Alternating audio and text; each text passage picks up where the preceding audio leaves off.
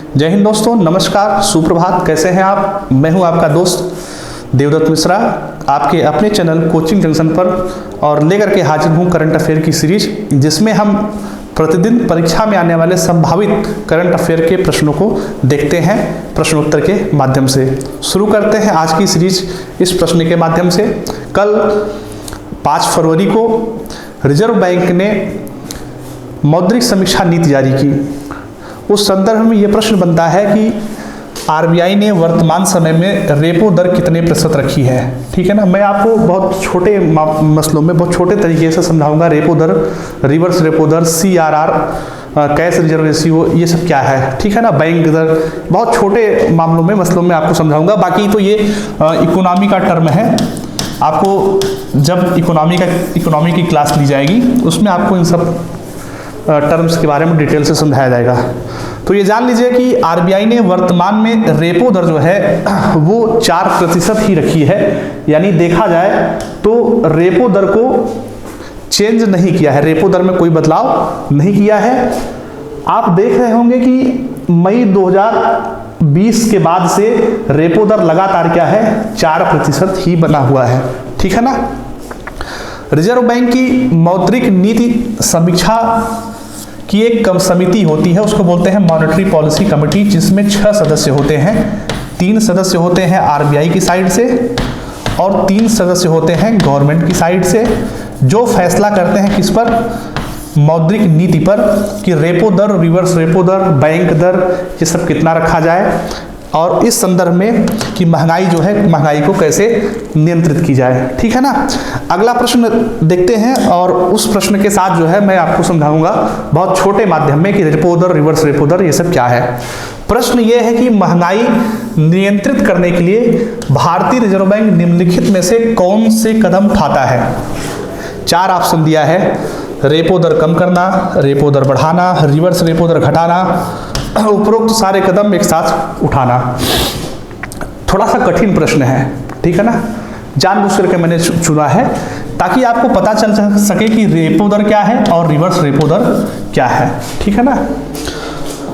आपको पता होगा कि रिजर्व बैंक क्या है।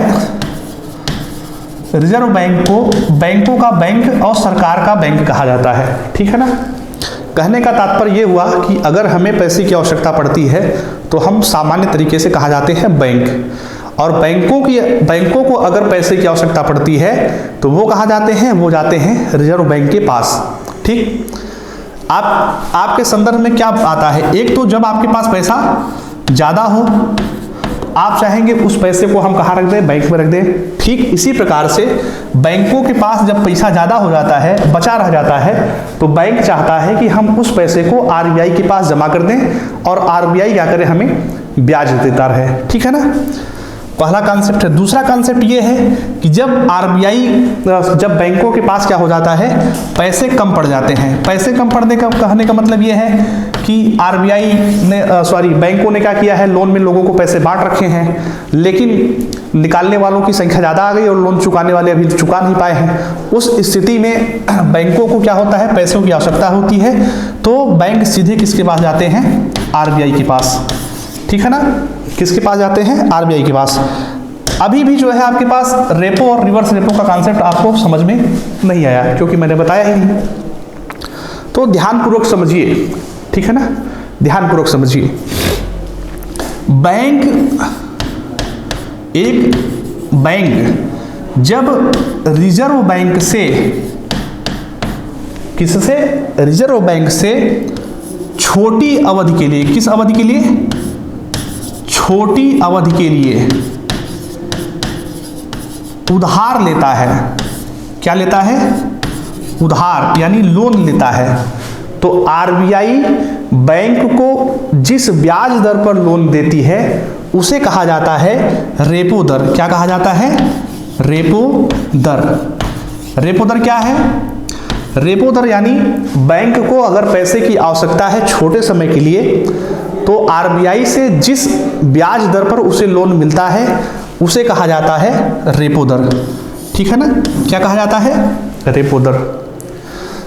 दूसरा कॉन्सेप्ट है रिवर्स रेपो दर।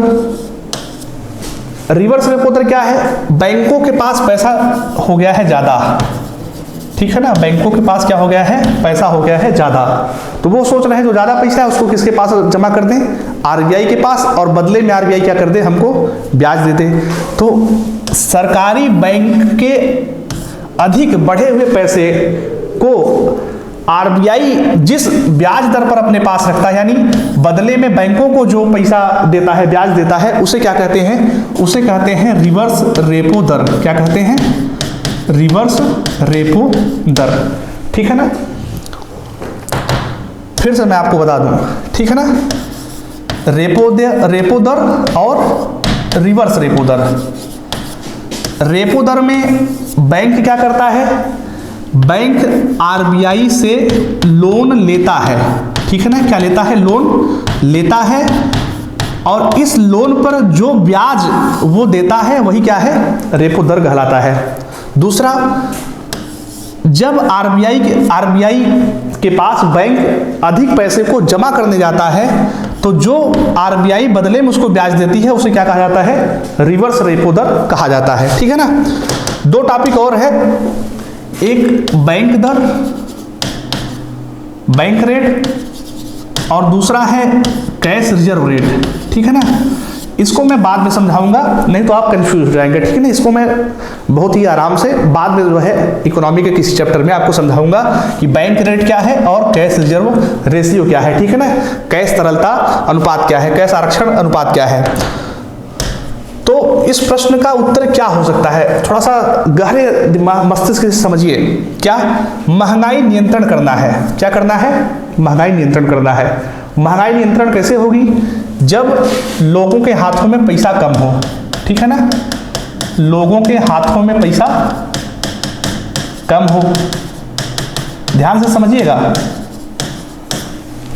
आपके हाथ में पैसा ज्यादा रहेगा तो आप क्या करेंगे? मार्केट में खर्च कर देंगे, सामान ले लेंगे, महंगाई बढ़ जाएगी, क्योंकि जितना ज़्यादा आप खरीदेंगे महंगाई उतनी ज़्यादा बढ़ती जाएगी।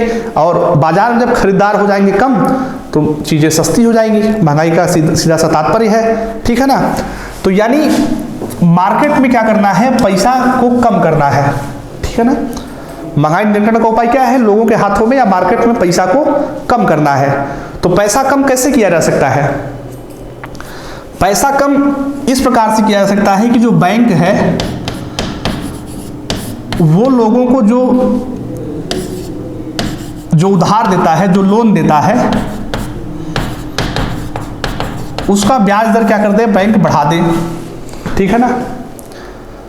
उसका ब्याज दर क्या करे? बैंक बढ़ा दे, तो लोग जो है लोन कम लेंगे, लोग अपने क्रेडिट कार्ड का इस्तेमाल कम करेंगे खरीदारी के लिए।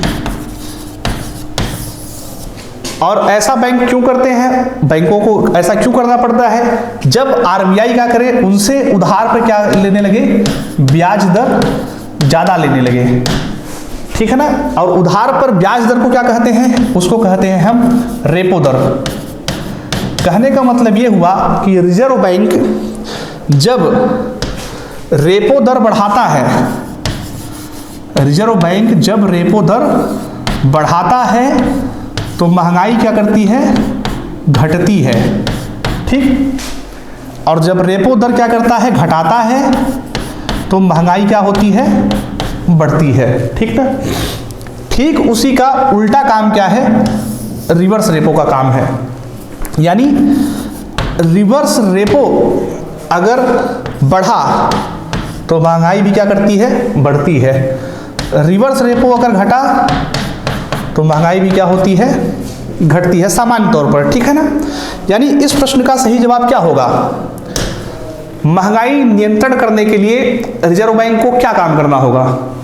तो महंगाई नियंत्रण करने के लिए रिजर्व बैंक को रेपो दर बढ़ाना होगा। रेपो दर बढ़ाने का मतलब यह हुआ कि बैंकों को जो आरबीआई से लोन मिलता है वो क्या हो जाए? महंगा मिलने लगे, जिससे बैंक आम लोगों को क्रेडिट कार्ड पर या साधारण कृषि लोन पर ब्याज दर क्या कर दे? महंगा दे दे। और लोगों में जो मोबाइल फोन देखे तुरंत पैसा नहीं, क्रेडिट कार्ड से परचेज कर लिए, उसकी टेंडेंसी क्या हो जाए? घट जाए, ठीक है ना। उसकी टेंडेंसी क्या हो जाए? उसकी दर कम हो जाए, तो महंगाई नियंत्रण में आ सकती है, ठीक है ना। आरबीआई के मौजूदा गवर्नर कौन है? आरबीआई के मौजूदा गवर्नर हैं शक्तिकांत दास, ठीक है ना। कौन है? शक्तिकांत दास। आरबीआई का मुख्यालय कहाँ है? भारतीय रिजर्व बैंक का मुख्यालय है मुंबई में, ठीक है ना। स्थापना कब हुई थी? स्थापना हुई थी 1935 में, ठीक है ना। चलते हैं अगला प्रश्न देखते हैं। अगला प्रश्न क्या है? अगला प्रश्न है जम्मू कश्मीर में 4G इंटरनेट सेवा फिर से हुई शुरू। अब इस संदर्भ में प्रश्न बनता है कि इंटरनेट चलाने का अधिकार संविधान के किस अनुच्छेद के अंतर्गत मौलिक अधिकार है? संविधान में सीधे यह प्रश्न नहीं लिखा है, ठीक है ना। संविधान जब आप खोल के देखेंगे तो किसी भी अनुच्छेद में सीधा सीधा यह नहीं लिखा है कि इंटरनेट चलाने का अधिकार भी कोई मौलिक अधिकार है, ठीक है ना। लेकिन संविधान की व्याख्या कौन करता है? तो आपको मालूम है संविधान की व्याख्या करता है सुप्रीम कोर्ट, ठीक है ना। कौन करता है? Supreme court. और सुप्रीम कोर्ट ने एक मसले में निर्णय दिया था कि भारतीय संविधान का अनुच्छेद 19 कहता है कि व्यक्ति को क्या है? अभिव्यक्ति की स्वतंत्रता है। क्या है? अभिव्यक्ति की स्वतंत्रता, फ्रीडम ऑफ एक्सप्रेशन है, ठीक है ना। इस अभिव्यक्ति की स्वतंत्रता में ही इंटरनेट चलाने का अधिकार भी क्या है? निहित है, ठीक है ना। इंटरनेट चलाने का अधिकार भी अभिव्यक्ति की स्वतंत्रता में ही निहित है। इसलिए जो है इंटरनेट चलाने का अधिकार अनुच्छेद 19 के तहत क्या है? मूल अधिकार है, ठीक है ना। सीधा सीधा टर्म है कि अभी तक आपको जीवन जीने के लिए रोटी, कपड़ा और मकान की आवश्यकता होती थी, लेकिन अब नया जमाना आ गया है। आपको इन 3 चीज़ों के अलावा जीवन जीने के लिए इंटरनेट की भी आवश्यकता है। 10 दिन 20 दिन आपका इंटरनेट बंद कर दिया जाए, आप बेचैन हो उठेंगे, ठीक है ना। तो अब जीवन जीने के लिए रोटी, कपड़ा, मकान के साथ साथ इंटरनेट की भी आवश्यकता है। और इस युग में इस इंटरनेट के महत्व को देखते हुए सुप्रीम कोर्ट ने संविधान के अनुच्छेद 19 के अंतर्गत इसको क्या माना है? मौलिक अधिकार माना है, ठीक है ना। अनुच्छेद 24 जो है ये समानता का अधिकार है, ये भी मौलिक अधिकार है, राइट टू इक्वलिटी, ठीक है ना, समानता का अधिकार। अनुच्छेद 18 जो है बताता है, ये बताता है उपाधियों के अंत के बारे में। किसके बारे में? उपाधियों के अंत के बारे में। जैसे पहले जो है ब्रिटिश राज्य में अंग्रेज किसी को राय साहब का दर्जा दे देते थे, किसी को जो है नाइटहुड की उपाधि दे देते थे। तो इन सब उपाधियों को क्या कर दिया गया है? बंद कर दिया गया है। और 19 को मैंने अभी बताया, क्या बताया कि अनुच्छेद 19 क्या है? अभिव्यक्ति की स्वतंत्रता है, ये भी एक मौलिक अधिकार है। अनुच्छेद 21 में जीवन जीने का अधिकार है, ये क्या है? ये भी एक मौलिक अधिकार है, ठीक है ना, जीवन जीने का अधिकार। चलिए देखते हैं अगला प्रश्न क्या है। अगला प्रश्न है आईपीएल 2021 की नीलामी के लिए 1000 से ज़्यादा खिलाड़ियों ने दिया नाम, ठीक है ना। आईपीएल 2021 की नीलामी होने वाली है, उस संदर्भ में एक बेसिक प्रश्न बनता है, बेसिक जनरल अवेयरनेस का प्रश्न बनता है कि आईपीएल में कितनी टीमें भाग लेती हैं। जो आईपीएल देखता होगा उसके लिए तो बहुत ही सरल बात है, टीम तो छोड़िए, उस टीम का कैप्टन कौन है, 8 टीमें दिखाई दे रही हैं, उनके कैप्टन कौन है उसका नाम पता होगा, प्लेइंग 11 में कौन कौन था उसका भी नाम पता होगा। तो इतना ज़्यादा आपको गहराई में जाने की जरूरत नहीं है कि किस मैच में किसने क्या खेला। परीक्षा के दृष्टिकोण से बेसिक बातें जो है आईपीएल की नोट करके रहिएगा। जैसे क्या ऑरेंज कैप किसको मिला, ठीक है ना, पर्पल कैप किसको मिला, ये सब परीक्षा में पूछा जाता है। ये भी परीक्षा में हो सकता है पूछ लिया जाए कि वर्तमान समय में आईपीएल में कितनी टीमें भाग लेती हैं, तो उसका सही जवाब है 8, ठीक है ना। आप जानते हैं, सही जानते हैं, इस समय वर्तमान में आईपीएल में कितनी टीमें खेलती हैं? 8 टीमें खेलती हैं। आईपीएल को आपको मालूम है आईपीएल किस बोर्ड की फ्रेंचाइजी लीग है, तो आपको जानते हैं यह भारत की बीसीसीआई की फ्रेंचाइजी लीग है। बांग्लादेश क्रिकेट बोर्ड जो है, Bangladesh cricket board Bangladesh cricket league करके जो है वो चलाता है, पाकिस्तान में पीपीएल होता है, पाकिस्तान प्रीमियर लीग, ठीक है ना। इस प्रकार से अन्य लोगों के यहाँ भी जो है क्या होता है लीग मैच होते हैं, ठीक है ना, जिसमें जो है विभिन्न देशों के खिलाड़ी क्या कर सकते हैं, प्रतिभाग कर सकते हैं।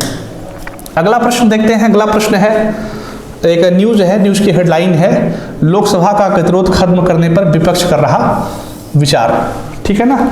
लोकसभा में किसान के आंदोलन को लेकर के बड़ा हंगामा है और पिछले 3-4 दिन से कामकाज बिल्कुल ठप पड़ा हुआ है। जब होता है शोर शराबा शुरू होने लगता है, विपक्ष के लोग जो है वेल में आ जाते हैं, नारेबाजी करने लगते हैं। उनका अपना मुद्दा है, वो चाहते हैं कि किसानों के मुद्दे पर सुनवाई हो, और सरकार का जो है अपना अलग एजेंडा है, सरकार अपने मुद्दे पर जो है सुनवाई करना चाहती है। लेकिन अभी जो है सर्वदलीय फिर से मीटिंग हुई है, तो ये उम्मीद बन रही है कि हो सकता है गतिरोध विपक्ष का खत्म हो जाए। एक प्रश्न स्टैटिक है लेकिन महत्वपूर्ण है कि लोकसभा के सदस्यों की अधिकतम संख्या कितनी है, ठीक है ना। जीके का प्रश्न है, लोकसभा के सदस्यों की अधिकतम संख्या कितनी है। सही जवाब है, लोकसभा के सदस्यों की अधिकतम संख्या 552 हो सकती है वर्तमान संविधान के अनुसार, लेकिन वर्तमान में भारतीय लोकसभा में 545 सदस्य हैं। कितने सदस्य हैं? 545 सदस्य हैं, ठीक है।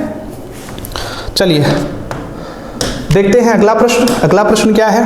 अगला प्रश्न है, आदि महोत्सव किस मंत्रालय की योजना है? ठीक, अब इस बात को बताने से पहले ये जान लीजिए कि आदि महोत्सव है क्या, ठीक है ना। तो आदि महोत्सव एक ट्राइबल मेला है, ठीक है ना। क्या है? ट्राइबल फेयर, मतलब जनजातियों का यह मेला है, जिसमें जनजातियों की संस्कृति, उनके शिल्प, उनकी कलाओं आदि को प्रदर्शित करने के लिए और उनको एक बाजार उपलब्ध कराने के लिए इस मेले का जो है आयोजन किया जाता है। इस मेले का आयोजन, इस आदि महोत्सव का आयोजन जनजातीय कार्य मंत्रालय द्वारा किया जाता है, ठीक है ना। किस द्वारा? जनजातीय कार्य मंत्रालय द्वारा, और ट्राइबल अफेयर्स मिनिस्ट्री इसका आयोजन कराती है। Tribal affairs ministry plus TRIFED के साथ मिलकर के, ठीक है ना, ट्राइफेड के साथ मिलकर के। ट्राइफेड क्या है? जनजातियों के सामानों को, जनजातियों के विपणन की एक सहकारी संस्था है, ठीक है ना। जनजातीय सामानों के विपणन की एक सहकारी संस्था है ट्राइफेड, ठीक, ओके। इस प्रश्न के साथ आज के इस करंट अफेयर सीरीज को जो है मैं समाप्त कर रहा हूं। और अगर आपने अभी तक यूपीएसआई का केजीएफ बैच नहीं परचेज किया है तो जल्दी से परचेज कर लीजिए, क्योंकि 10 फरवरी के बाद से यूपीएसआई केजीएफ बैच की फीस बढ़ जाएगी। और एक और खुशखबरी है कि यूपी टीईटी और सुपर टेट कंबाइंड बैच जो है कोचिंग जंक्शन पर शुरू हो रही है। 20 तारीख से क्लासेस चलने लगेंगी। आप चाहें तो जल्दी से एडमिशन दिला सकते हैं। अधिक जानकारी के लिए अपनी वेबसाइट www.coaching.in पर संपर्क करें। अगर अभी भी आपने ऐप नहीं डाउनलोड किया हो तो प्ले स्टोर पर जाएं, टाइप करें कोचिंग जंक्शन COACHING JUNCTION और डाउनलोड करें कोचिंग जंक्शन ऐप। धन्यवाद, जय हिंद, आपका दिन शुभ रहे।